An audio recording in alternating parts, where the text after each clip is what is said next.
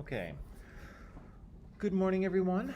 Welcome to Thursday. It's a bit of a cooler and cloudier weather than we've had recently, which, by the look on Kang's face, I can tell he's okay with that. It's a relief.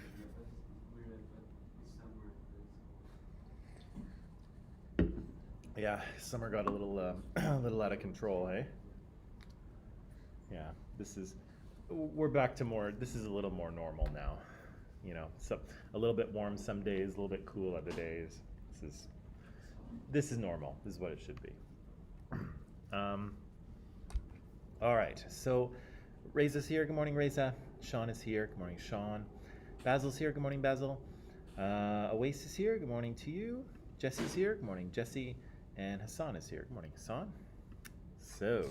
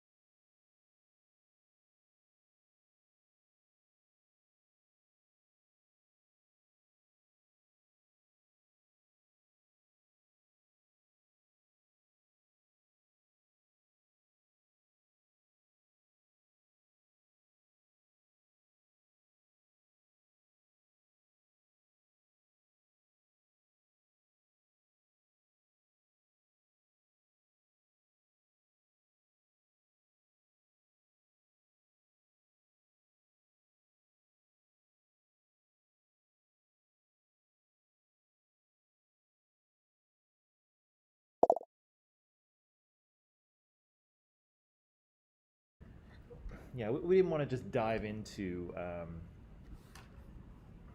talking about residential schools without giving some background in terms of, you know, what the story actually is, right? And so I tried to tell you the very short story. This is a story that's about 300 years long, and so I tried to tell it to you in 20 minutes or so. Um, but again, the First Nations people were the first ones here, right? So prior to them, there were no people in North or South America. They are the first ones to arrive, and they kind of develop their language and their culture and their way of living based on this environment or the environments that you find in North America and South America, right? They're a very diverse group of people. There's lots of different languages and stories and myths and religious beliefs and skills, right? Ways of living off the land. Um, Particularly here in Canada, Canada is a difficult place to make a living, right? It can be cold, it can be wet. Large parts of Canada are covered in snow during the winter and it's freezing. It's a tough it's a tough place to live even for some of us in the modern world, right? Never mind when, you know, all you have are your skills, right? All you have is knowledge in terms of how to make clothing for yourself, how to make shelter, how to find food. And so, these people could do that, right? They knew how to survive in a difficult place and to survive well. Um, but of course, things were going to change for them, right? Around 1492, the New World is kind of discovered by Europe. And after that, more and more people start to funnel into North and South America, right? And so early contact has kind of a more equal relationship with Europeans trading with indigenous people for things that they both need. But the presence of Europeans will start to kind of disrupt what's been happening for indigenous people here in Canada, right? So again, Europeans are going to bring diseases with them that indigenous people have never seen and have no immunity to. And so they're going to lose large parts of their population due to diseases that have no treatment, no cure. And again, indigenous people have no natural immunity to them, right? Of course, Europeans still get sick from these as well, but they die much less often, right? Because they have some sort of immunity to them. But indigenous people didn't, and so they died in pretty significant numbers. We also saw, I'm going to jump through that, we also saw that the Canadian government, once established, started taking steps to push indigenous people aside, right? So they wanted to create a country that was kind of white and European and Christian, and there was kind of no room for these indigenous people in that vision, right? And so the government began to push them aside, right? First by, in some cases taking away their food sources, right? So these animals that used to roam the prairies in their millions were pretty much wiped out, right? And again, I think we looked up that they're basically on the red list now. So there's really very few of them left, but in the past there were millions of them, right? And indigenous people lived off of these animals. Almost everything they needed came from this particular animal, right? But of course, we said that, the fact that indigenous people depended on them was kind of inconvenient. It's also inconvenient. You can't have herds of these things tromping all over people's farms, right?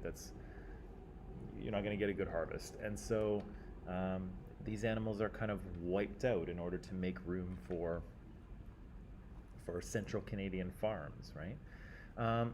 We said that as time goes on, as more Europeans come in, as indigenous people's way of life starts to be impacted and it starts to become more and more difficult for them to find food and to kind of live their lives in a traditional way, they appeal to the government for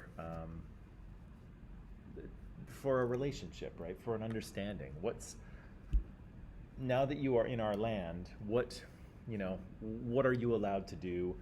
What do you owe us for the permission to be here? Let's work out some sort of a relationship, right? And so we saw that indigenous people in some parts of the country start to sign treaties. And so again, there's 11 numbered treaties across Canada. Here in BC, the situation is a little bit different. And actually, this is actually a bit of a gap in my knowledge, but for some reason, indigenous people don't sign treaties with the government in British Columbia, at least not at the same time and not in the same way. And so technically, the indigenous people sort of signed away their land in big parts of central Canada, but here they never did. And so sometimes if you're at an official function, or if you're at an official function here at Columbia College, they'll say something like, we acknowledge that we stand on the unceded territory of the Squamish and the Tsleil-Waututh and the Musqueam people, right? And unceded means they didn't give it up, right? We came here, us white Europeans, we stayed here, but they never gave us the land, and we never bought it. We just set up our country here, and we didn't agree on anything. So sometimes people will make a statement before kind of an official thing, and they'll say, we stand on this unceded territory. So we're acknowledging that they didn't give up this land. We just sort of came and set up shop here, right? Again, the situation for indigenous people in BC is a little bit different from in the prairies where I come from, but again, that's kind of a gap in my knowledge, unfortunately. I said that the indigenous people were trying to ensure that their people survived and that they could transfer or transition to a new way of living, right? Things were changing pretty rapidly, right? From, a continent full of hunter-gatherers to a continent with farms and railways and cities like Montreal and Quebec and Vancouver, right? things were things were changing, and indigenous people knew that they had to change with the times, right? And so I showed you this kind of a symbolic representation of the idea that indigenous people felt that, you know, this will be an equal relationship, but we'll kind of do our own thing, right? We'll each paddle down our own river. We're going in the same direction. Maybe we're right beside each other, but we're kind of doing our own thing, each of us, right? But of course, as we know, that's not quite the way it turned out, right? We know that the Canadian government was really looking to acquire the land from indigenous people, and ultimately they wanted them to disappear, right? They wanted to disappear them, if you can say that. Again, their presence here was kind of inconvenient, right? And sometimes you'll hear that idea of, you know, explorers came here and found this vast open country, you know, and it was amazing. And yes, it was amazing, but it was also the homes of people that, you know, are often left out of the story, right? So the New World is often kind of imagined to be this giant empty place. And, you know, it was much more empty than it is today, that's for sure. But, you know, this is the home of people who already lived there and had lived here for thousands of years, right? When the pyramids were built in Egypt, you know, indigenous people had already been here for 8,000 or 9,000 years, right? And so, or no, sorry, they'd been here for 4,000 or 5,000 years already. So, you know, they have a long, long history here. So yeah, the Canadian government wanted to sort of push these people aside, right? And so the treaties, and then later, I'm just going to jump ahead a little bit, and later the Indian Act was meant to do just that, right? The treaties kind of were a legal basis to acquire land from indigenous people, and then the Indian Act was created to start to, what's the word I'm looking for? Basically control them, right? Control their experience, control their activities, and to kind of keep them away, right? And so reserves were left for them, but often the reserve lands were not really the best land. Sometimes reserves were moved by the government because they were inconvenient. I was told the story I come from Edmonton, which is in the next province over. And in Edmonton, there was a First Nations reserve, which is actually right where the University of Alberta is now. And it was right on the southern part of the river, and it was set aside as a reserve for indigenous people. But as Edmonton continued to grow, people wanted to kind of build their houses there because the city was kind of growing around the reservation. And so without any consultation with indigenous people, they just moved the reserve. And so now, you know, if you go to Edmonton, the area around the University of Alberta is kind of a nice neighborhood. It's got, you know, big trees and old houses. It's kind of a fancy neighborhood. But that was originally an indigenous land before they were kind of kicked out and moved further away. And then when the city continued to grow, then they were kicked out again, and their reserve was moved further out of town. And so the neighborhood that I partially grew up in actually used to be their reservation, but again, they were kicked out because they were in the way, right? They were inconveniently in the way, and then, you know, the city built a suburb on top of it.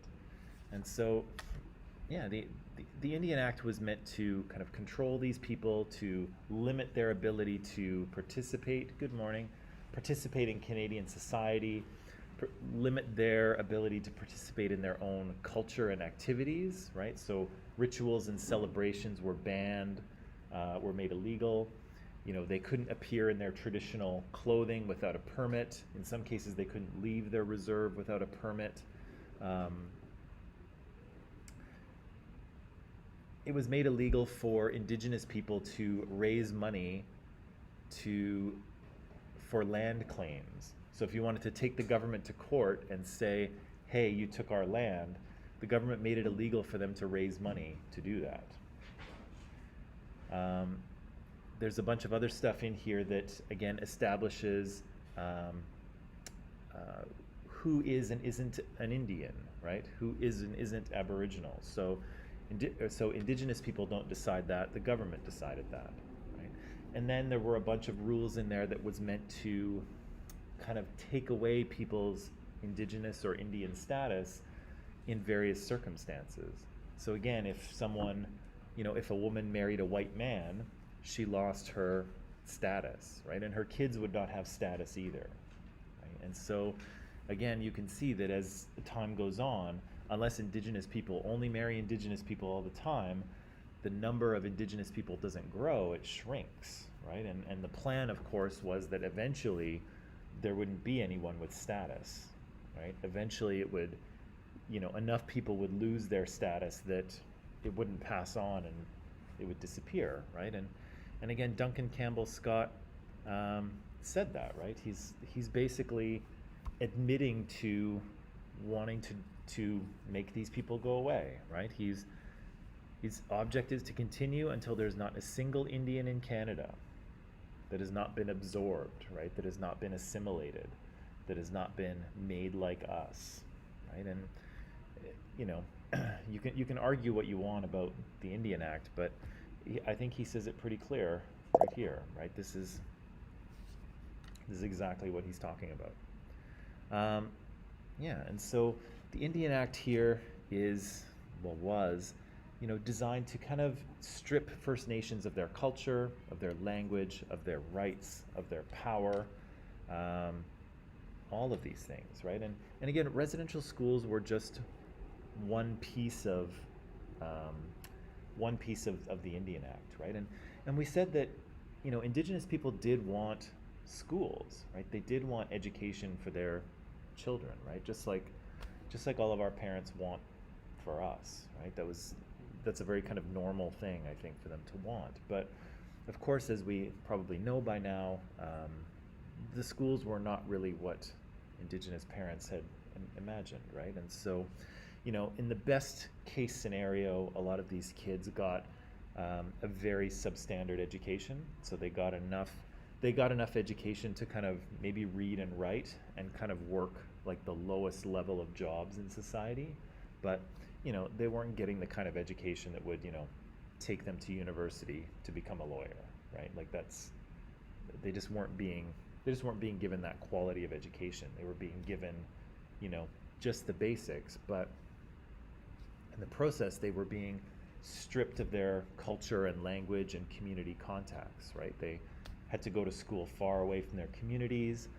If they had a sibling in the school, they were separated to make sure that they didn't influence each other. If they did anything, if they spoke their own language or did a ritual or played a game or did anything that was Indian, they would be brutally punished, right? And we know that, again, I'm not sure where this quote comes from. I'm not sure who originally said it. But yeah, the function of these schools was to kill the Indian in the child, right? So it almost sounds like an exorcism, right? Like you're possessed with some sort of spirit and you've got to like drive the demon out, right? Which again is probably not that surprising because most of the schools were run by churches, right? Were run by religious organizations. And so, yeah, they had this idea that they could drive out this Indianness, right? This evilness, which is brutal, right? Because we've talked in this class about how important culture and socialization is, right? It's our operating system, right? And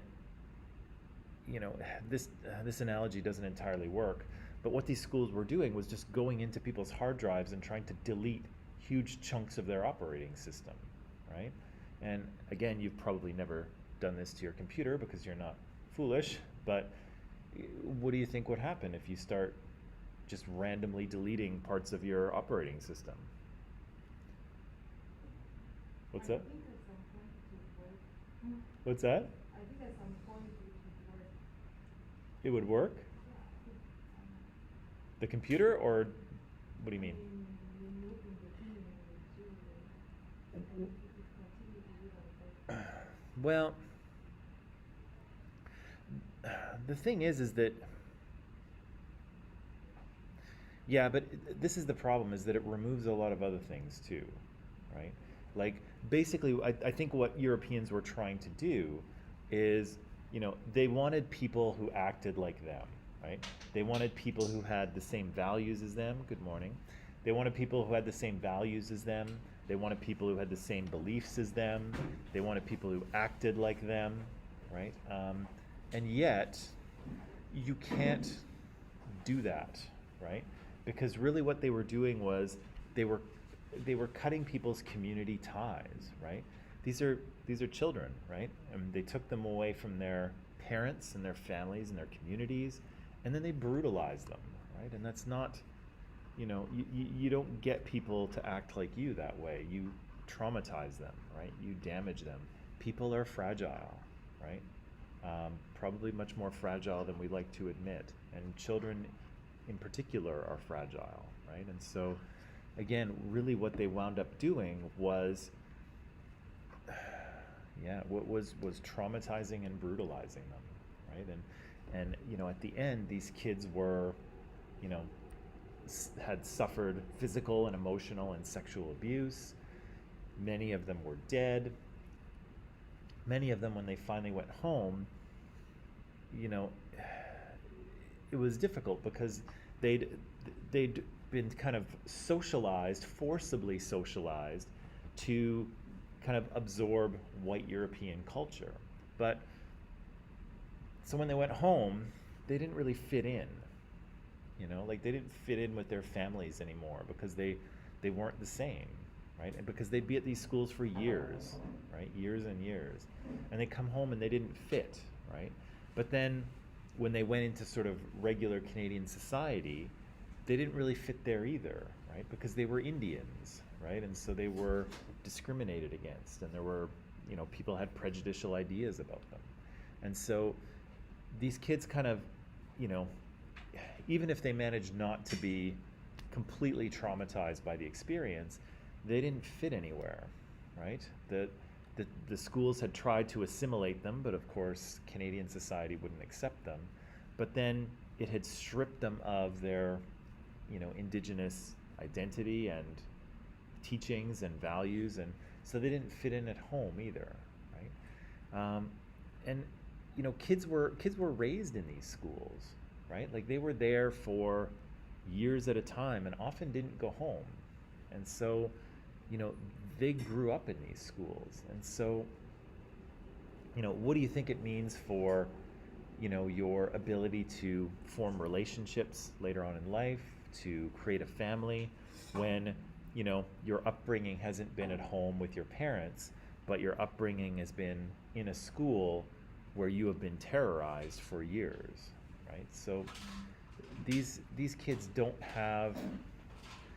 they kind of don't have any, they didn't have any love, they didn't have any attachment, and they didn't have any kind of, they didn't really know how to be in a family anymore, right? And so lots of kids were really broken in the process of these schools, right? So some of the stats that you may or may not have heard is that about 150,000 entered the residential school system. We're not entirely sure of this number, of course, because the records aren't ideally kept. And also some churches have refused to release those records as well. So we don't really know the numbers, right? The estimate here is about 6,000 of them died while there.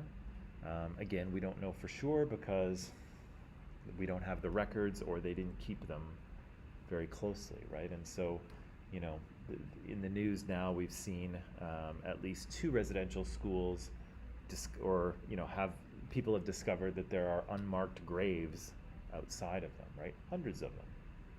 So like the residential schools, they basically did cultural genocide? Yeah, that's the argument that that Pamela Paul-Mater made, right? We read her article a few weeks ago or several weeks ago, and that was the argument she made, right? That this is a cultural genocide because, of course, Canada did a lot of things to encourage or to try to make sure that these people disappeared, right? And yes, maybe they didn't outright kill them all, but when you're transferring kids out of the group to be raised in another context, when you're preventing births, which some sterilization happened, when you're creating living conditions that will bring about the physical destruction of these people, yeah, you are attempting to destroy them, right? You make their culture illegal, their language illegal, you take their children, you put them away on a reserve, right? And of course, the article mentioned a bunch of other things as well. So, it's not been the kind of genocide of Adolf Hitler where it's all very organized and everything happens with factory precision, right? It's not been like that, but it's been a different kind, right? It's been a different kind of genocide. Yeah, so I just thought I would put that back in there, but I'm gonna. So some numbers for you. So again, you can't do this. You can't do this to people for hundreds of years and have no ill effects, right? Again, people are fragile, and you cannot brutalize them this way, right? And there are families where multiple generations of people went to Indian residential schools. So people's grandfathers might have, and then their fathers might have, and in some cases, they might have as well. So it's not just a few kids for a short period of time. The schools are open for 100 years, and so multiple generations pass through these schools, right? And again, you're not going to see, it's not like the bad things stop as soon as you close the doors, right? Because the damage has been done. So again, some statistics for you here. So if you look at the rate of unemployment for Indigenous people in Canada, you see it's pretty significantly, or employment, sorry, you see it's pretty significantly lower. It's pretty significantly lower than for non-Indigenous people, right? So non-Indigenous people are much more likely to have a job than Indigenous people. If you look at this is a related stat, but if you look at their after-tax income, you'll see that Indigenous people are making significantly less, right? And even so, that's pretty low as it is, right? $20,000, I'm sorry, does not buy a lot of things in Canada, right?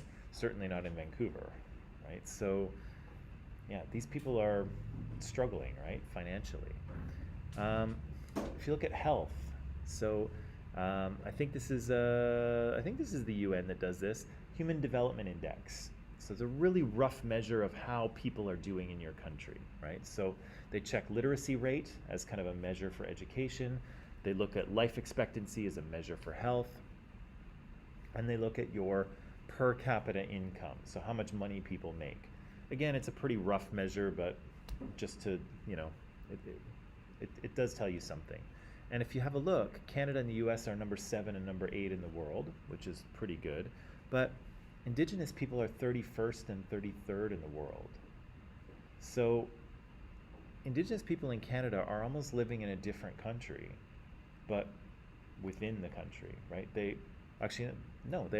literally living in a different country, just in the same space, right? Because they have totally different health outcomes, education outcomes, and economic outcomes, right? They're doing worse on all of those fronts, right? And significantly worse.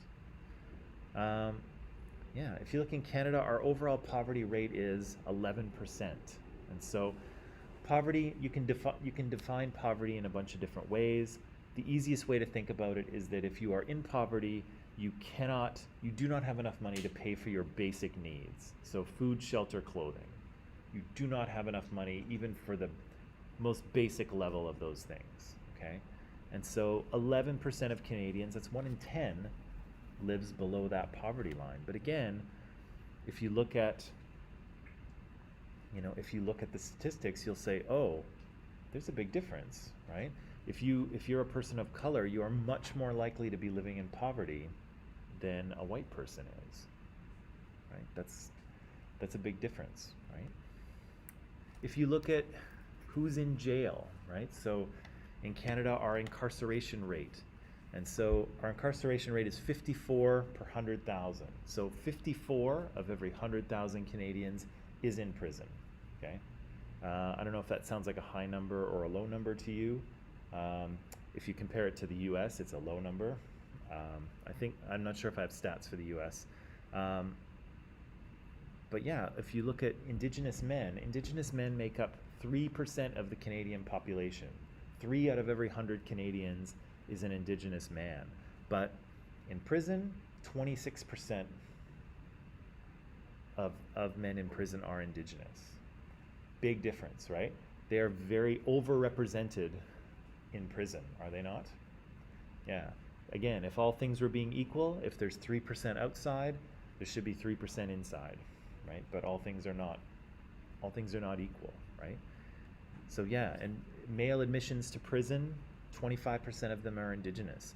Female admissions to prison, 36% are Indigenous, right? That's more than 1/3. That's 1 in 3 in a women's prison are Indigenous women. And for youths, it's 41%. So youths going to prison, 41% of them are Indigenous, right? That's huge. Indigenous people are not that big. They're not a huge part of our population, and yet their education outcomes are worse, their health outcomes are worse, their financial outcomes are worse, they're winding up in prison much more often. Something's going on, right? Something's happening here. Yeah, if you look at life expectancy in Canada, you'll see that women age about, the life expectancy for women in Canada is about 83 years, 79 for men. Sorry guys, but you always die earlier in just about every country around. We're just not necessary after a certain point, you know. Or wives get tired of their husband and just, you know, I'm tired of this guy. After 79 years, I can't put up with him anymore. But look at here. So 70 years for Indigenous men and 75 for Indigenous women. That's 10 years difference, right? And keep in mind, those aren't little samples, right? Remember when I asked you if you all like fish, right? That was a small sample. That was only 10 or 12 people that I asked. But this is Statistics Canada, right? This isn't a sample. Statistics Canada has access to the full data set, right? They're able to know exactly how many people die in Canada every year, right? And what their race and ethnicity is. So this is not a sample. This is all of the numbers, right? And that's a big difference, right? That's 10 years. Being an Indigenous person means you're going to live 10 years shorter than the average Canadian. It doesn't sound fair to me, does it? Suicide rates among First Nations kids are 5 to 6 times higher than the national average. Shocking, right? And huge, right? That's a big difference. Again, that should make us sit up and say, something's going on here, right? Let's see, what else do I have? Yeah, and so if you look at the criminal justice system, you'll see that Indigenous people are overrepresented in prison, but they're underrepresented in the system itself. So we do not have a lot of Indigenous police officers. We don't have a lot of Indigenous lawyers. We don't have a lot of Indigenous judges, right? And so we have a situation where, you know, the dominant group is kind of judging the minoritized group, right? The one group is always going to jail and one group is always sending them there, right? Again, that doesn't say anything on its own, but it's worth paying attention to, right? And again, you know, it would be very easy to kind of explain this away as kind of a cultural deficit, right? It would be very easy to drive through the downtown east side of Vancouver here. You'll see lots of Indigenous people. You'll see lots of people of all kinds, right? Struggling with poverty and mental illness and drug addiction. Don't go driving through downtown east side. It's not pretty. But you'll see Indigenous people down there as well, and you know, it'd be very easy to say that, you know, it's them, right? It's, you know, they're, you know, I guess they're just lazy, right? Or I guess they're, you know, they have no self-control, or I guess they just like to drink all the time and do drugs, right? And that's not the case, right? It's how do people deal with trauma, right? How do people deal with things when they're deeply hurt, right? And how do you deal with it when you have no support, right? You have no family support, you have no community support, you have no government support. What do, right? Maybe you take your own life, right? Maybe you use alcohol or drugs just to kind of make you hurt a little less, right? And again, those can be dangerous, right? Because you can use something like that to kind of make yourself hurt less, but some of those things get out of control, right? Alcohol and drugs can get out of control. And so what we're looking at here is kind of the collective effects of hundreds of years of marginalization, of prejudice, of racism, of brutality in residential schools, and then decades after where Canadians just didn't really know or care, right? Most Canadians didn't know anything about residential schools, growing up. It was never taught when I was in school, when we did social studies or whatever. Never talked about it, right? It was invisible to most Canadians. Of course, Indigenous people knew all about it, right? But most white Canadians did not, right? And most Canadians, or a lot of Canadians, had negative prejudices toward Indigenous people, right? And so not only did all of these bad things happen, not only did these people lose their land, get pushed aside, get brutalized in Indian residential schools, but then nobody cared, right? Nobody cared, or everyone thought, oh well, it's their fault, right? It's just because they're so lazy, right? If they would just clean themselves up and get a job, maybe their lives would be better, right? That's what people were kind of thinking, right? And so again, like how do you come back from that, right? And many people will, maybe not so much anymore, but many Canadians would say, well, why don't just get over it, right? That was hundreds of years ago. Just get over it, right? But again, you don't get over these things so easily, right? And you don't get over it, especially when it happens over generations, right? These things take a long time to heal, right? And they don't necessarily heal when nobody cares, right? Or the impression that you get is that, well, the country doesn't care about us, right? They think we're all a bunch of drunks, right? So, why bother, right? And it's probably worth mentioning a little bit of internalized oppression here as well, right? Remember with Jane Elliott and the brown-eyed and blue-eyed kids, right? The blue-eyed kids actually started to believe and act out the stereotypes, right? And so what happens to generations of Indigenous people when the country tells them, yeah, you guys are a bunch of lazy, good-for-nothing drug addicts and drunks, right? Like, get a job and figure your stuff out, right? Yeah, like what do you start to absorb that as well, right? And you might not want to, right? But again, we know that socialization is powerful, right? And people sometimes are socialized and absorb messages even though they don't want to absorb them, right? Okie dokie, where are we? Right? Yes. Hopefully the light at the end of the tunnel. So the question is, of course, how do we fix all this stuff, right? We've got hundreds of years of, a bad relationship, of brutality, of marginalization, of extermination, of racism and prejudice. How do we deal with all that? How do we fix it all? And so a couple of things there's been a few things that have been encouraging, but a few milestones for you here, okay? So one of the very important things that happened starting in 2010 was the TRC, the Truth and Reconciliation Commission. And so this was created by the government, again, to address kind of the legacy of residential schools. So the commission was a group of people. They traveled across Canada. It took them a few years to do, or a couple of years to do. They traveled across Canada and they listened to the stories of residential school survivors. And so they would just kind of rent a convention center. You know, they would have a big event, they would have some speeches, and then people could just come up and talk. And they could say, you know, I went to residential school, or my parents did, or my brother did, and this is what happened, right? This is what happened here. And so people were allowed to share their stories for the public. And so this is kind of, this was a point where a lot of people were exposed to, you know, the history of Indigenous people in Canada, right? This is where, yeah, this is where people kind of, a lot of people learned a lot of things, if you will.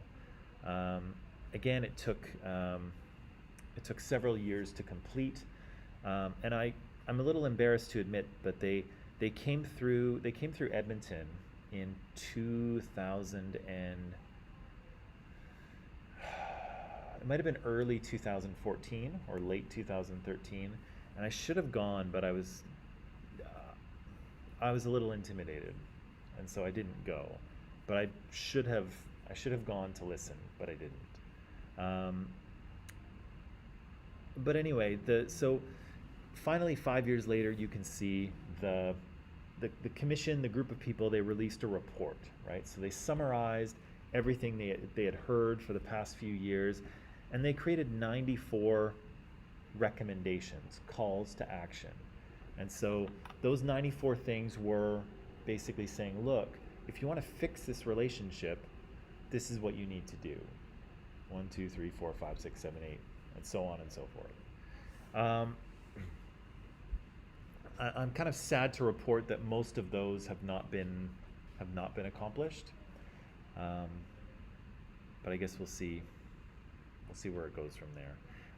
There's lots of tiny text here, and I'm sorry about that.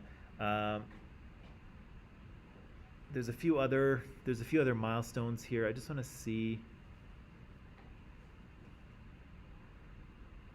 There's been some government settlements.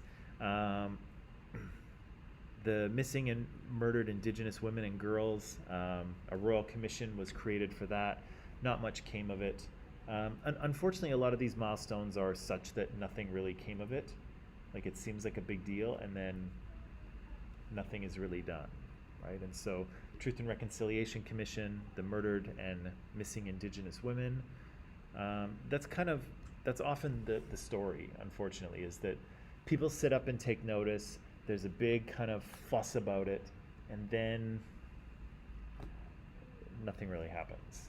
And so it's kind of the same thing now, right? We have the discovery of these unmarked graves outside of Indian residential schools, and it's a big deal, right? There's Indigenous Peoples Day, and people wearing orange shirts, and people Instagramming things about it, and all of which is good, right? That people are kind of taking notice and talking and paying attention.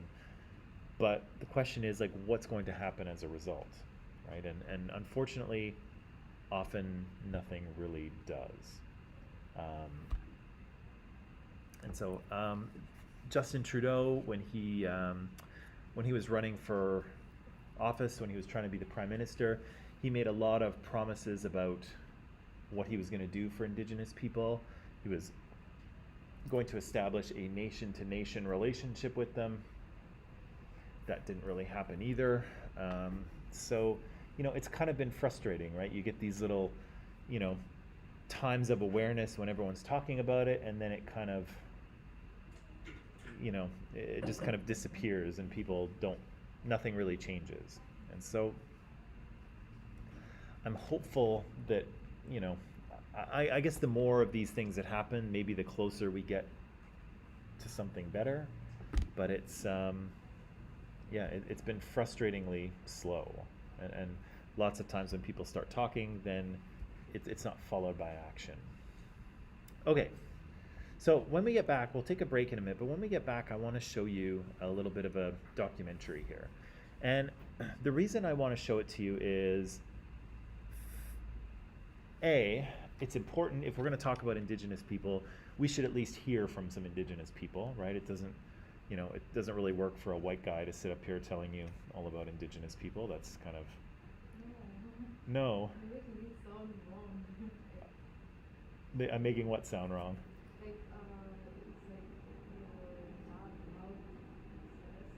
Well, the question of whether I'm allowed to or not is that's another question.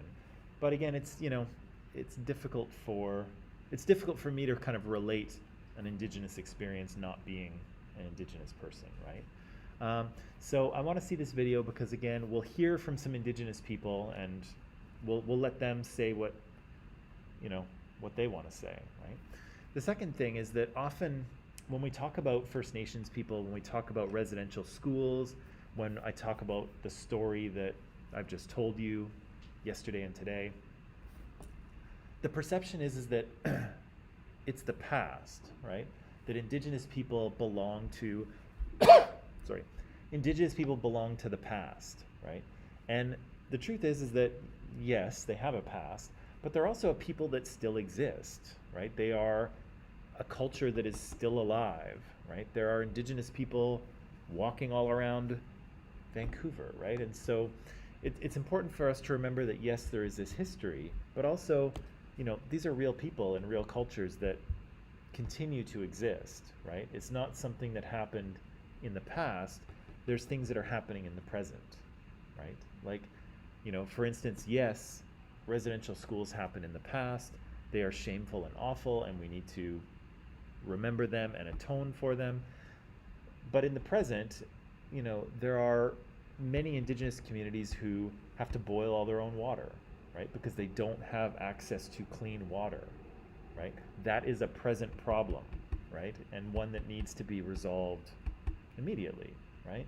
So, the other thing is I don't want us to get too sidetracked with the past because the past you need to remember, right? And it is horrible, but also there are present problems that need to be dealt with, right? The residential schools are over, and again, we need to remember them. We need to atone for them. They are important, but there are problems that are happening right now that we need to look at, right? And so, again, I want to sort of bring this discussion into the present so we remember that, yeah, these people are living, breathing cultures. They're not, they're not stuck in a museum somewhere. Okay? So, that said, so yeah, we'll watch this. It'll be hosted by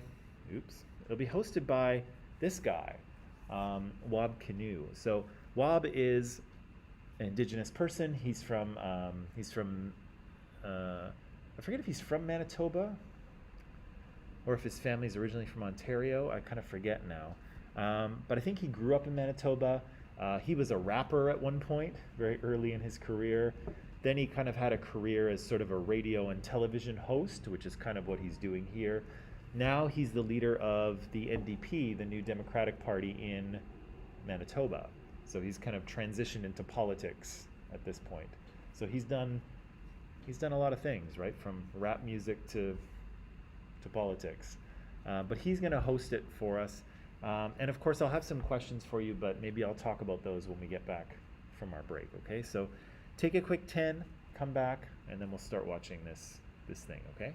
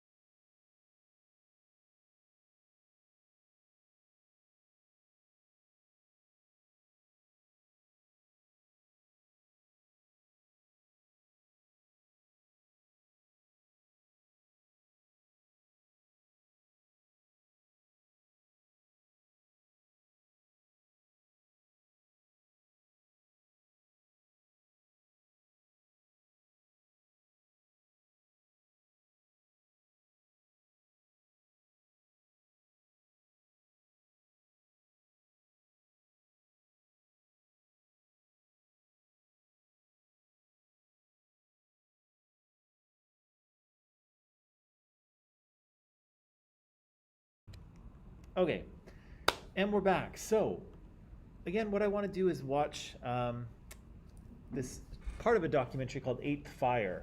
There's actually, I wonder if there's actually 8 episodes of this. Maybe there is. But we're only going to watch the first one. And so, again, if you're really kind of intrigued by this, there's actually more episodes of Eighth Fire, but we're just going to watch the first one here. And so, yeah, we're going to watch this. It's hosted by Wob Canoe, and I've got a few questions for you here that I would like to talk about after. So, actually, I should have done this. Let me just put this into Microsoft Teams here. Oops, that's not right.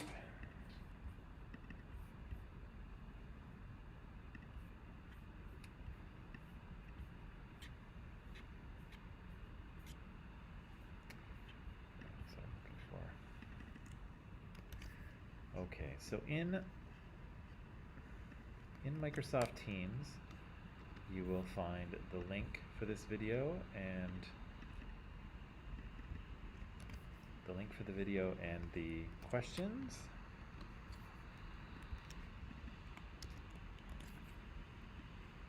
Oops.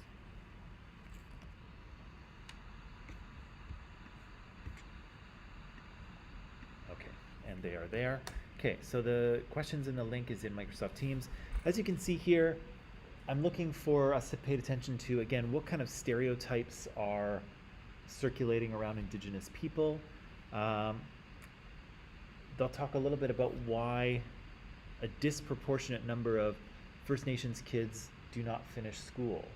And so that's another way in which Indigenous people are over or underrepresented. They tend to drop out of school earlier and not finish their high school diploma, right? What is Canada founded on? So one of the people that we'll hear from here, Lee Maracle, Lee will say Canada is founded on something, okay? Number 4, how does Kent Monkman's art oppose the colonization process? 5, how do people become trapped in places like Vancouver's downtown east side? So we'll see a bit of that. And then finally, how are Indigenous people kind of reclaiming their identity and their culture, right? So again, Indigenous people are a living culture, they're a living people, but of course the Canadian government went to pretty significant lengths to try to destroy that culture, right? And so it's kind of a culture in recovery, it's being rebuilt. How are these people trying to reclaim and rebuild this culture? Cool? Cool? Okay, so online people, let's see. Well, let's watch 20 minutes of this, and then we'll come back here and talk about what we've seen. Okay, so link is in Microsoft Teams as usual. Watch 20 minutes, then come back here and we'll talk about whatever questions that we can. Okay.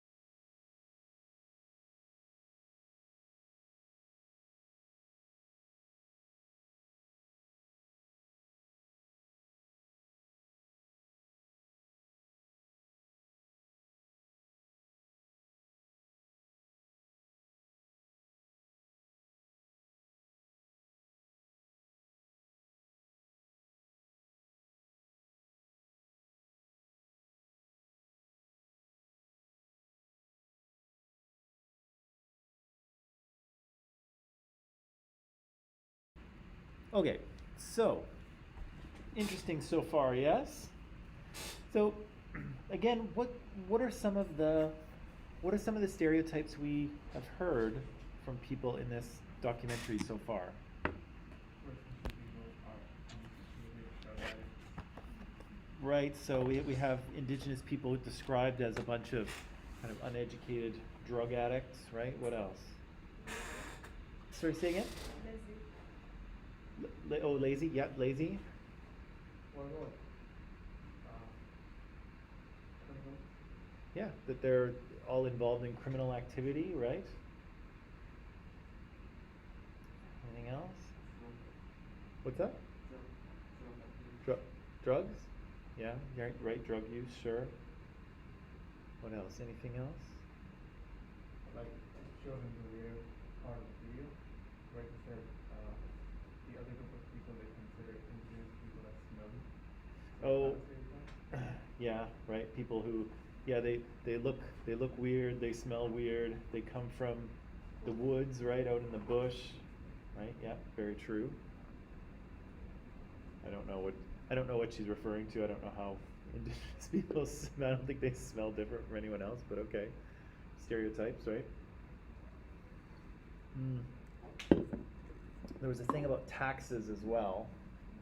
One of the stereotypes around indigenous people was, oh well, indigenous people don't pay taxes, and that's not true. They do pay taxes. They are, I think they pay a different rate of income tax if they make their living on the reserve. So that's where their taxation is a little different.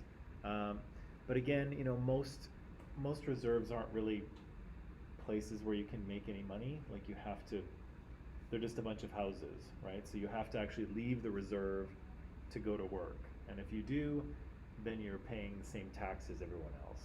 So again, I don't know where this sort of stereotype got started, but there was this idea that, oh, indigenous people don't pay taxes. Not true.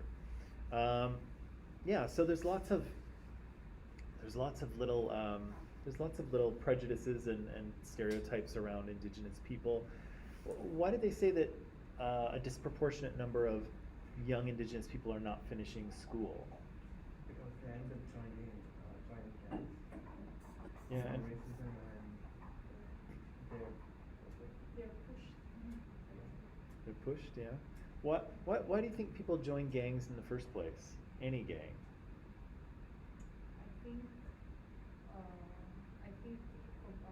comparing to what they say, the guy in the band, the one in the music band, Yeah. he's saying he wanted to clothe himself with nice clothes Yeah. and get good things on himself. So all he had to do was steal. Yeah. And some of them grew up with parents selling drugs, and the mother grew up with Yeah. So. they have that circle life. Yeah. You might have that kind of set up already, right? If you come from a difficult home, or if your parents are involved in criminal activity, then yeah, why wouldn't you participate too, right? Why wouldn't you wind up going down the same route, right? Yeah, there was also John C. was talking about, yeah, he clothed himself, right? He got himself nice things, right? And so, and I think you often find that not just with indigenous gangs, but with lots of gangs where, if you are in a situation where you feel like you can't get, like you don't have opportunities to get what you need, then, you're going to find those things, right? Like young people want nice clothes, and sometimes they want cars and things like that. And if they have no ability to, to work for those things, then yeah, sometimes they're going to find other ways, right? Particularly if you are subject to prejudice or discrimination. Maybe nobody wants to hire an indigenous person, right? Maybe he walks into a place with his job application and the lenses come down, right? And now they're seeing him through the lens of all of those stereotypes about indigenous people. And so yeah, if you can't get a job because people are discriminating against you, eventually you're going to have to do something else, right? And it sounds like both John C. and Brooklyn, and maybe the other guy, Charlie Feta, yeah, maybe they were involved in that, trying to, achieve the things they wanted when they couldn't work regularly, right? What else? Anything else about why First Nations kids don't feel, or they get pushed? How do they get pushed out? What were they talking about? When they feel discriminated against the schools and they're facing racism, they end up not wanting to go to school. So Yeah. they're being pushed. Is there like also one part where they join the gangs to revenge their colonization or something like that? To do what? Sorry. To get a revenge for the colonization. Oh, Like, I don't revenge. know what he said, but it was somewhat related to colonization. Yeah, it's. Yeah, what did he say?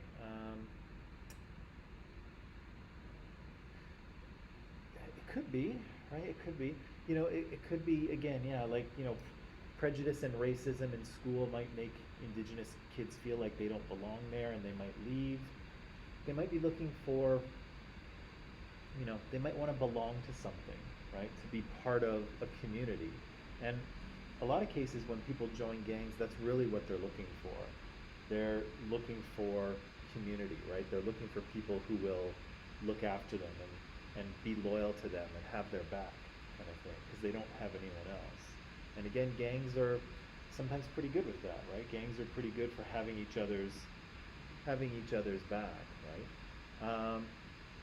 Yeah, so they kind of get pushed out, right? And again, gang life can be a place where they can belong, right? They can be within a group of people who will support them and look after them and be loyal to them, and again, at the same time, they can get those things that are denied to them, right? They might want, you know, maybe not nice clothes, but even just clothes, right? But if you can't get a job, then, gang life can be a pathway to the things that you want, right? If you can't get them sort of the normal way, right? Or the legitimate way. Let me see. Actually, as kind of a sad end to that story, John C. and Brooklyn were talking about, they both spent time in prison, and they were struggling with things, and Brooklyn is actually dead. I don't know. I tried to. I did some research to try and figure out what happened, and I wasn't. I don't think they reported a cause of death, so I don't know if it was a suicide or if he overdosed or something. But he's dead. I think John C. is in prison at the moment. I don't know for what. So you can see these guys. They come from a tough past, and here we see them kind of having some success and starting a business, and their music career is happening, but they I guess they weren't able to totally escape the effects of their past and their upbringing, right? And so, yeah, kind of sad, because we see them here in the documentary. We see them kind of flying high, but yeah, the success didn't continue for them, unfortunately. Yeah. What does Lee Maracle say that Canada is founded on? What'd she say? She said, it's like you invite people over to your house, Yeah. and then you start meeting them, making them feel comfortable, and then they end up stealing your house without any reason. They end up stealing your house, but Without any reason. yeah. And what do you need in order to steal someone's house like that? Yeah, you need a justification, right? You need some reason why you're not a horrible person for doing this, right? And that's what she says is going on here. It's Canada's founded on negation, right? So reducing Indigenous people to the level of not human, right? Or not deserving of basic respect, right? And in a way, we see that happening. We saw that happening in the documentary with Adam Pearson, right? Where because he had a disability, suddenly people felt like they didn't have to follow regular social rules, right? They could say things to him and, oh, come here, give me a hug, or, I know you, or do a wheelie, or all of that stuff was people, subconsciously feeling that they were better, right? That they were kind of more powerful. And so all of a sudden, social rules don't apply. You can treat these people differently than, you would treat a quote unquote normal person, right? And here we just see a very extreme form of it, right? And she says, if you convince yourself that these people are, below you, aren't sophisticated, aren't civilized, aren't intelligent, are savages living in the trees, if you convince yourself of that, then yeah, you can get away with a lot of things, right? You can do a lot of bad things and not feel bad because they're less than, right? They're less than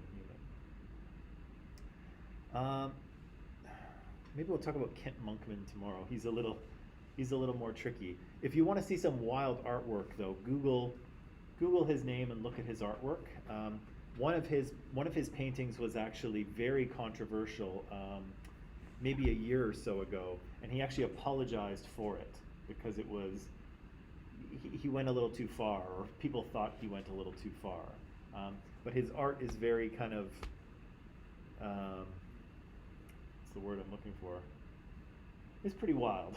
It's pretty wild stuff. So if you're interested, Google his name and have a look at some of his artwork. Very interesting. Okay, until then, you can pack it up. I'll see you tomorrow. Have a nice afternoon. Yes, that is all.